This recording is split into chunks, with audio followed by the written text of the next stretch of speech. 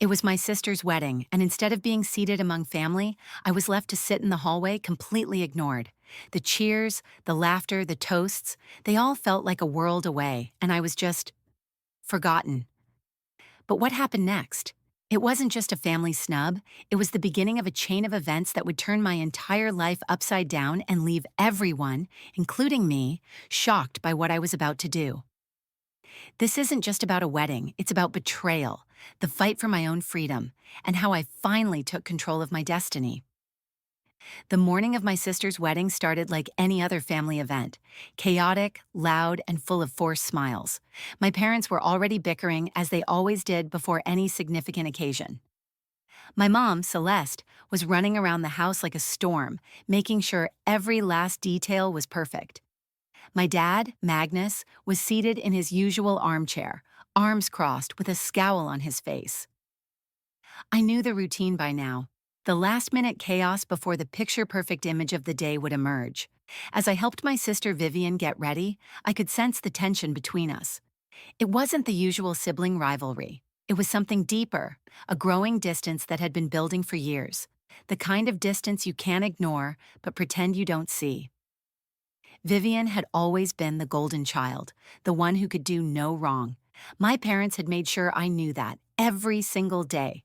No matter how hard I tried to prove myself, no matter what I accomplished, I was never going to be as perfect as Vivian. Today, though, I was determined to keep my emotions in check. After all, it was her day, not mine. But as I stood there, adjusting the hem of her wedding dress, the memories started flooding back. The countless times I had been pushed to the sidelines, the constant reminder that I was nothing more than an afterthought in my family's grand picture. The ceremony began, and the moment Vivian walked down the aisle, my heart dropped. The whole room was looking at her like she was the world's greatest treasure, and for a fleeting moment, I felt invisible. No one looked at me the way they looked at her. No one ever had. I was just the older, unimportant sister, the one who didn't fit into the mold of perfection my parents had built for themselves. When it came time for seating, I was shown to my assigned spot, seated in the hallway, far away from the action, as usual. I tried to keep my face neutral, but inside, I was seething.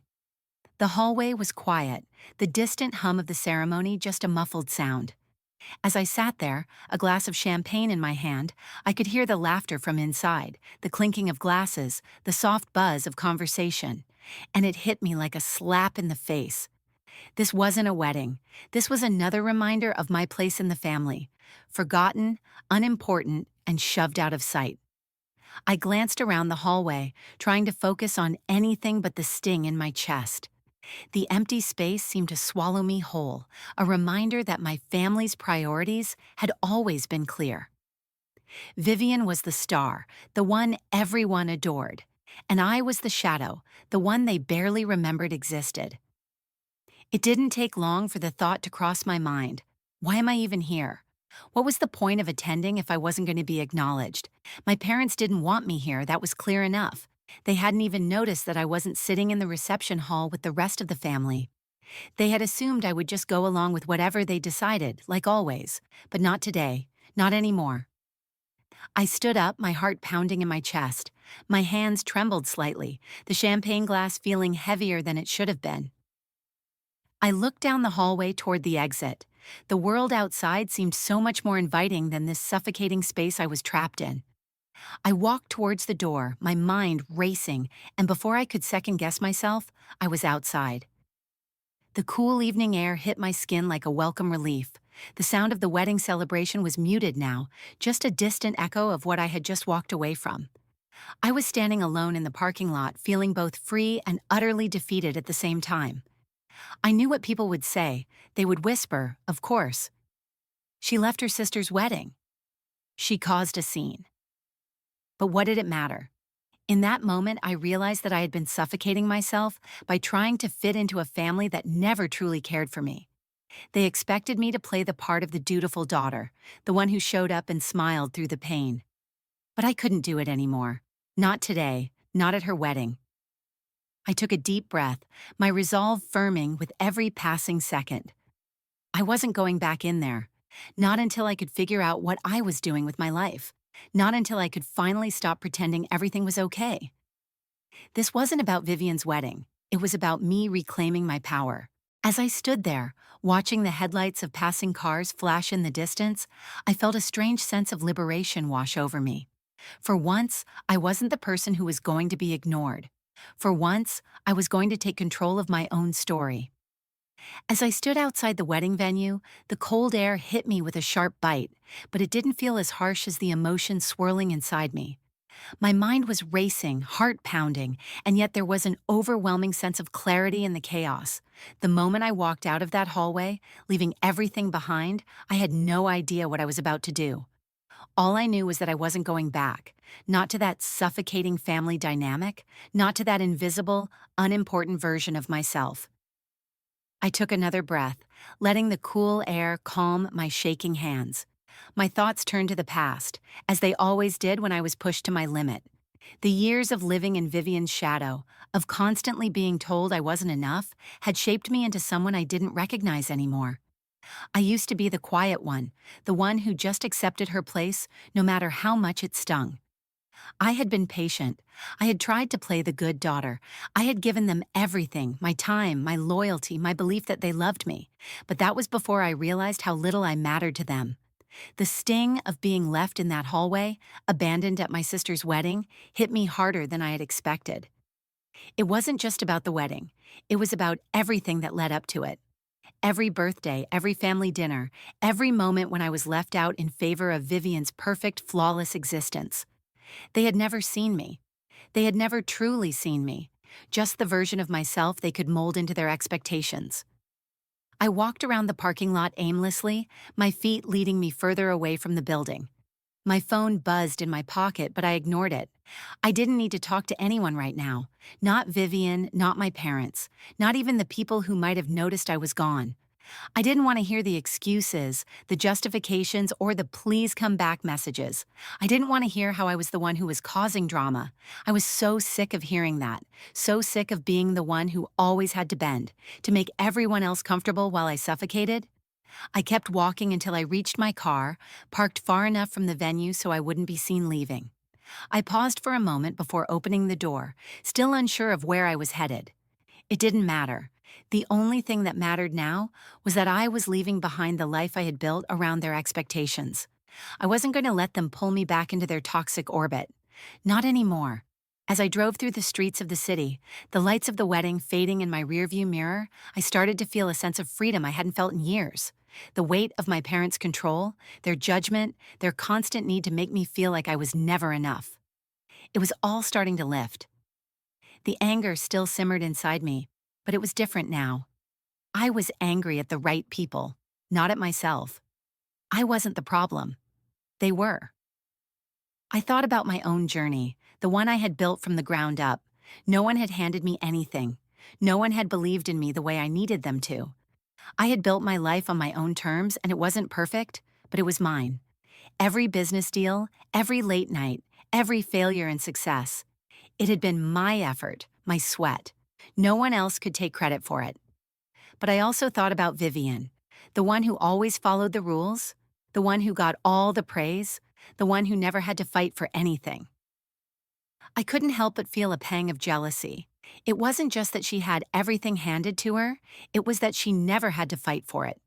She had been the golden child, the one everyone adored. She had been the favorite. I was always the afterthought, the one who never seemed to measure up, but I wasn't going to let that jealousy consume me anymore. I wasn't going to let it dictate my actions. I had spent too many years trying to be the version of myself that my family wanted me to be. Now, I was finally figuring out who I was supposed to be. My phone buzzed again, and this time I glanced down at the screen. It was a text from Vivian. "Where are you? Everyone is looking for you."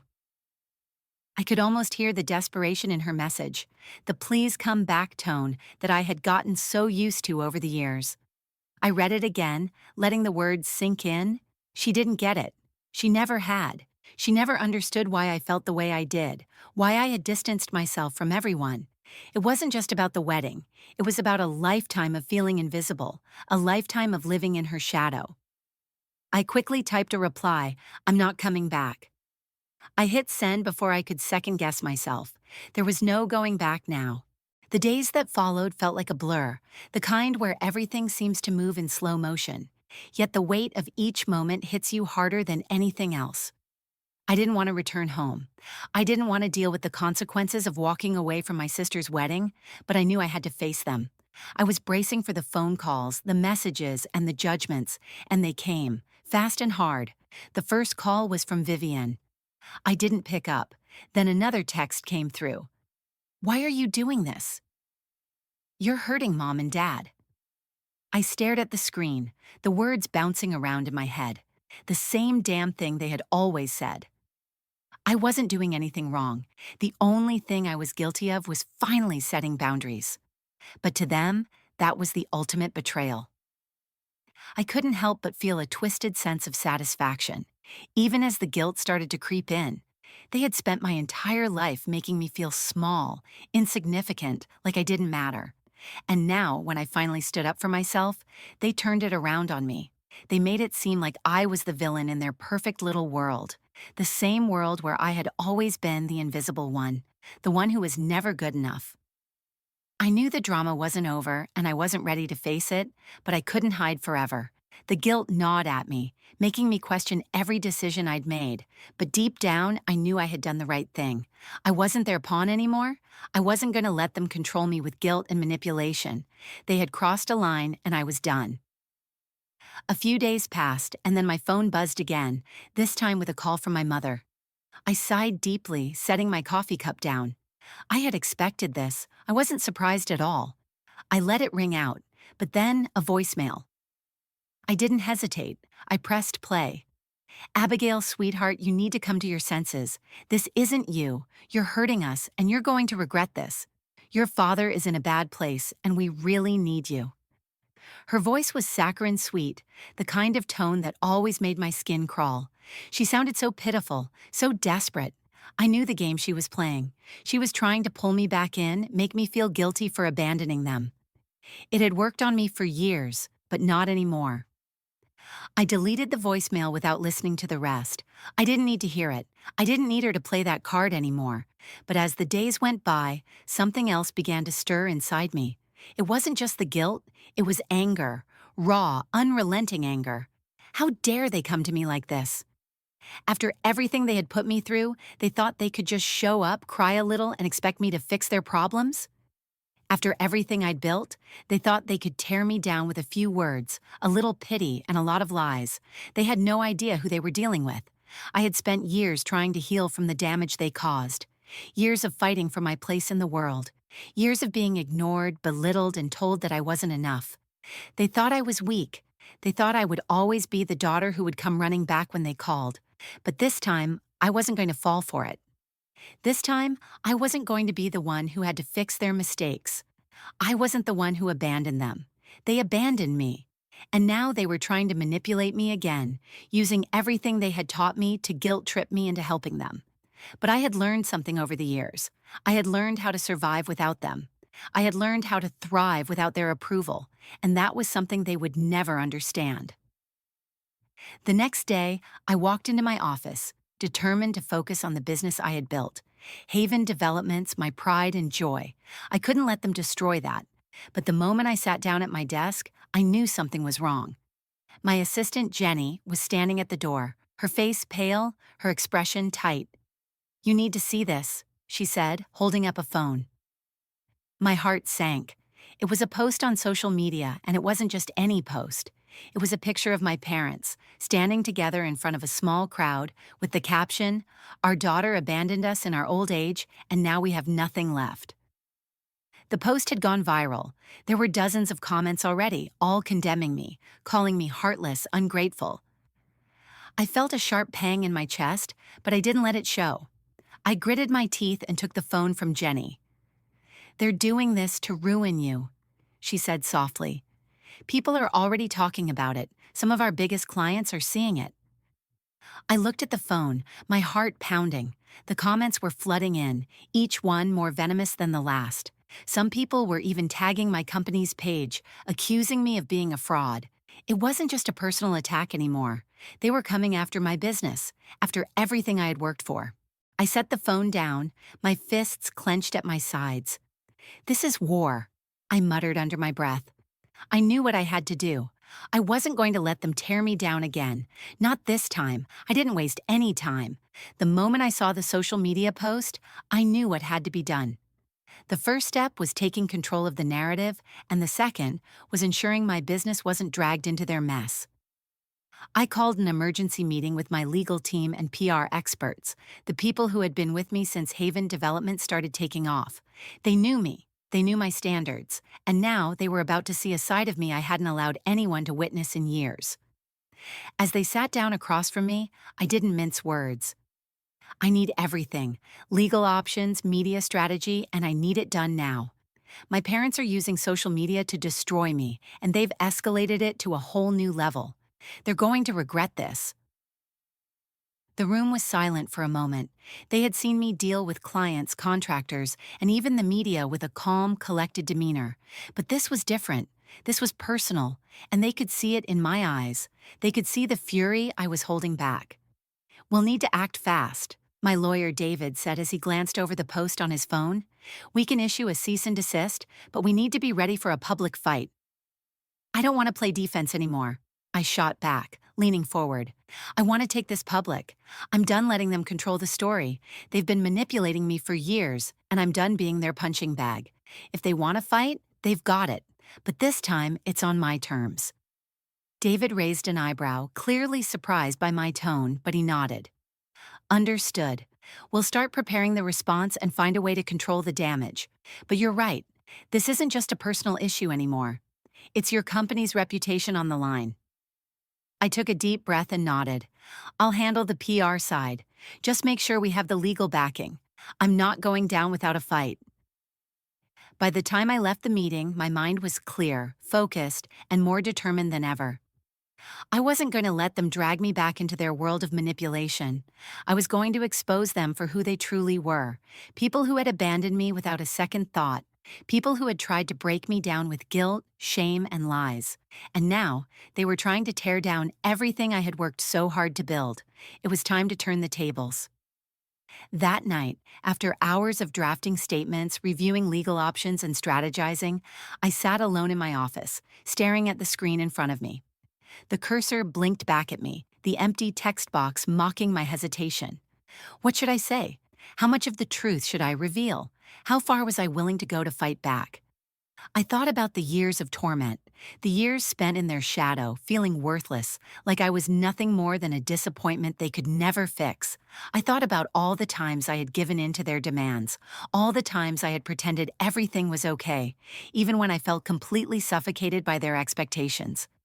But I couldn't pretend anymore. Not after everything they had done. I took a deep breath and began to type, slowly at first, then faster as the words started flowing. For years, I was made to feel like I was unworthy. My own parents abandoned me when I was 16, leaving me stranded at a train station, forcing me to figure out how to survive on my own. But that wasn't the end of it. They didn't just leave me. They tried to erase me from their lives. And when I built something for myself, something they could never take credit for, they came crawling back, expecting me to fix their mistakes. This isn't about family. This is about control. And I won't let them manipulate me anymore. I paused, reading over the words. There was no going back now. I wasn't just fighting for my reputation. I was fighting for my peace, for my sanity, for my freedom. With one final glance at the text, I hit send. The post went live. The response was immediate. It was like a storm had hit. Comments poured in, and the shares spread like wildfire. The public, the people who had once condemned me, were now on my side. They saw my pain. They saw the truth. "She's right," one commenter wrote. "What kind of parents leave their own child at a train station? This is beyond cruel." "I thought she was the villain, but now I see the truth," another person commented. "You don't owe them anything, Abigail. You've worked hard to get where you are. They don't get to take that away from you." The more I read, the more I realized how many people were finally seeing the truth that I had kept hidden for so long. It wasn't just about the betrayal from my parents anymore. It was about reclaiming my life, my power, my future. But I knew they wouldn't stop there. This was just the beginning. My parents had a history of fighting dirty, and now they had a personal vendetta against me. I wasn't naive. I knew they would come for me again, but this time I wasn't afraid. As I sat back in my chair, staring at the flurry of responses, I felt a weight lift off my shoulders. For the first time in years, I felt like I was finally in control. I wasn't hiding anymore. I wasn't running away from the truth. I was confronting it head on, and I knew one thing for certain: they weren't going to break me. The storm didn't just settle with the post. It raged on, growing stronger by the hour. I could feel it all around me: comments flooding my social media, news outlets picking up the story, and the whispers of my business contacts, both allies and enemies. Everyone had an opinion, and now they all knew my story. They knew the truth about my parents, about my childhood, and about the way I had fought my way out of their suffocating grip. The backlash was inevitable, but what I hadn't anticipated was the intensity of the attack. It wasn't just the social media posts anymore. It wasn't just the angry, guilt-laden messages from Vivian. It wasn't even the phone calls from distant relatives who suddenly felt the need to weigh in on a situation they knew nothing about. No, this time it went beyond that. This time, they took the fight straight to my doorstep. The first blow came in the form of an email. It was from one of our biggest investors, someone I had worked with closely for years. The subject line read, "Concern regarding your personal life and business conduct." I knew what was coming. My parents had resorted to attacking my business.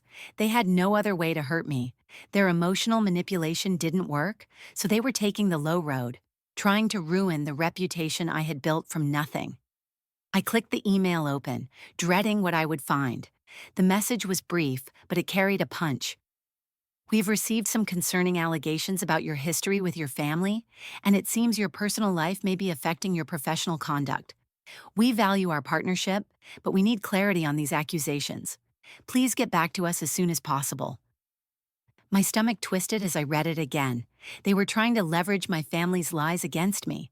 They were trying to force me to explain myself, to explain how my parents had abandoned me and how I had been forced to cut ties with them for my own survival.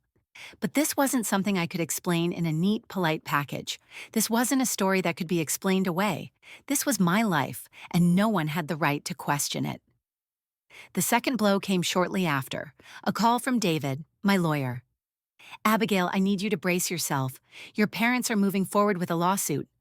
I froze, my breath catching in my throat. "What are they suing me for?" I asked, already knowing the answer.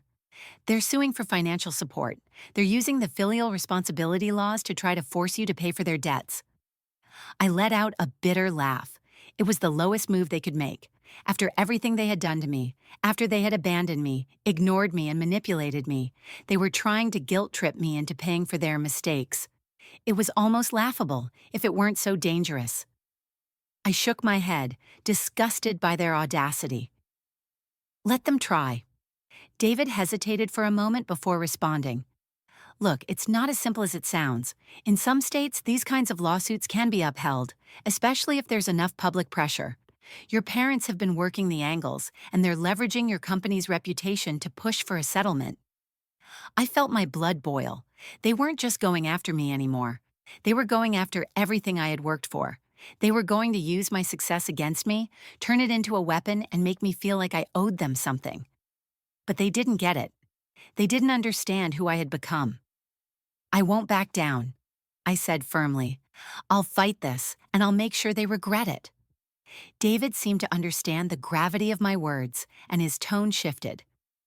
"All right, we'll start preparing for the long haul, but be prepared for a battle. They're going to make this as public as possible." I hung up the phone, my mind racing. I knew this was only the beginning. They were going to go after everything: my company, my reputation, and my peace of mind. But they underestimated me. They thought I would crumble. They thought I would fold under the pressure just like I had when I was younger. But they had no idea who I had become. I wasn't the same girl who had been abandoned at that train station. I wasn't the girl who had been invisible in her own family. I was a woman who had built something real, something they couldn't touch, something they couldn't tear down. And if they thought they could bring me down with lies and lawsuits, they had another thing calm. The next day, I took to social media again. I wasn't going to let them control the narrative. I posted a statement, making it clear that I would not be manipulated, that I would not be silenced. For years, I've been made to feel like I was nothing, but I've worked hard for everything I have. I didn't ask for anyone's help, and I certainly didn't ask for my parents' manipulation. I will not let them destroy me. I will not let them tear apart the life I've built. I will fight for what's mine. The response was overwhelming. It wasn't just support, it was a wave of solidarity. People who had been silent were now speaking up, sharing their own stories of family betrayal, of toxic relationships, and of the strength it took to walk away. It wasn't just about me anymore, it was about all of us. I had never felt more powerful in my life, but even as I basked in the newfound support, I knew this wasn't over. The legal battle was just beginning, and my parents weren't going to stop until they had everything they wanted. But I wasn't afraid. I had fought my entire life to get to this point, and I wasn't going to let them take it all away. The days turned into weeks, and the legal battle escalated. My parents didn't hold back, dragging me through the mud with every accusation they could muster. Every step felt like a fight, but for the first time in my life, I wasn't running from it. I was standing my ground. The pressure was mounting, but I refused to let it break me. They had underestimated my resilience. They thought I was still that 16-year-old girl stranded at a train station, begging for their attention, waiting for them to care. But I wasn't her anymore. The public support continued to grow. My social media platforms exploded with messages of encouragement, people sharing their own experiences of cutting ties with toxic family members. I couldn't ignore the flood of admiration and sympathy. It was more than I'd ever expected. It was a community, a realization that I wasn't alone. It felt like a weight was slowly being lifted off my shoulders. But despite all the support, there were days when the exhaustion set in. The sleepless nights spent combing through legal documents, the never-ending interviews with the press, the constant reminders from my parents that I would regret this. Every time I opened my email, there was another legal notice or a message from my sister Vivian urging me to settle this. Her texts, pleading for me to fix things with mom and dad, made me sick. It wasn't just that she didn't understand. I had come to accept that. It was that she was still trapped in the fantasy they had built, still clinging to the image of the perfect family that had never really existed. I had heard enough. It was late one evening when I got the call from my lawyer. His voice was calm but urgent. "Abigail, I need you to prepare for what's coming next. We've just received news that your parents are going to the media with a new claim." I felt my heart rate spike. "What are they saying now?" I asked, already knowing it was going to be another round of lies. "They're claiming that you've been misusing company funds and that you've betrayed them. Again, using the same old story about your abandonment. They're framing it as you exploiting their sacrifices for your own success. It's a calculated move to paint you as a fraud." I slammed my fist on the desk, rage bubbling up inside me. I had known they would stoop this low. I had expected it, but hearing it confirmed, hearing how far they were willing to go to destroy me, it felt like a punch to the gut. But I wasn't afraid. I wasn't going to let them tarnish everything I had worked for. I wasn't going to let them rewrite history and make me out to be the villain in their twisted version of reality. I had fought too hard for this. "They can try to destroy me," I said, my voice steady, cold. "But they won't succeed. I won't let them. This ends now." The next morning, I sat down and drafted a statement, one that I knew would finally make them back off. It wasn't just a response to their accusations, it was a declaration of my truth, a declaration of who I was, who I had become, and who I would never be again. I took a deep breath and hit post. For years, I've been made to feel like I was the problem, like I owed my family something I could never repay. But the truth is, I don't owe them anything. I don't owe anyone the right to manipulate me, to destroy me, to tear me apart with their lies. I built everything I have on my own, and I'm not going to let anyone take that away, not anymore. The response was swift. The media picked it up, but this time the narrative had shifted. People who had once criticized me were now speaking out in my defense. It was as though a veil had been lifted, and the truth was finally being seen. The backlash my parents had hoped for didn't materialize. Instead, it was them who became the villains in the story. A few days later, I received another call from Vivian. I braced myself for what was coming. Another plea, another attempt to manipulate me. But when I picked up, her voice was different, softer, filled with something I couldn't quite place. Abby, I've been thinking a lot about everything that's happened. I didn't get it. I didn't understand why you walked away, why you couldn't just forgive them. She paused. But now I do. I see it. You're right. They've done things to us that I didn't want to see. I'm sorry. I stood there, silent for a moment, letting her words sink in. I had always wanted her to see the truth, to understand why I had walked away. But I had never imagined this moment would come. I had never expected her to be the one to apologize, to admit the truth. It's not just about them, Viv. It's about me. It's about who I am now and who I'm never going to be again. There was a long pause before she spoke again, her voice thick with emotion. I know. I could hear the crack in her voice. The weight of years of pretending, of keeping the family facade intact, was finally breaking. It was a small victory, but it was a victory nonetheless. I hung up the phone and sat back in my chair, the weight of everything slowly lifting. It wasn't over, not yet. The legal battle was still looming, and my parents wouldn't give up easily. But for the first time in years, I felt like I had control. I wasn't fighting for their approval anymore. I wasn't fighting to be seen. I was fighting for my own peace. The final blow came when the court ruled in my favor. My parents' claims of filial responsibility were dismissed, and they were ordered to pay my legal fees. I had won. And though it felt like a victory, it wasn't the kind of win I had expected. It wasn't a triumph born from anger or revenge. It was a triumph born from liberation. I had walked away from the past. I had stopped carrying their weight on my shoulders. And now, for the first time in my life, I was free. I walked into the office, the familiar hum of work filling the air. My assistant Jenny looked up at me, her face breaking into a smile. "You did it," she said. "We did it," I corrected her, smiling back. The truth was, it wasn't just about me.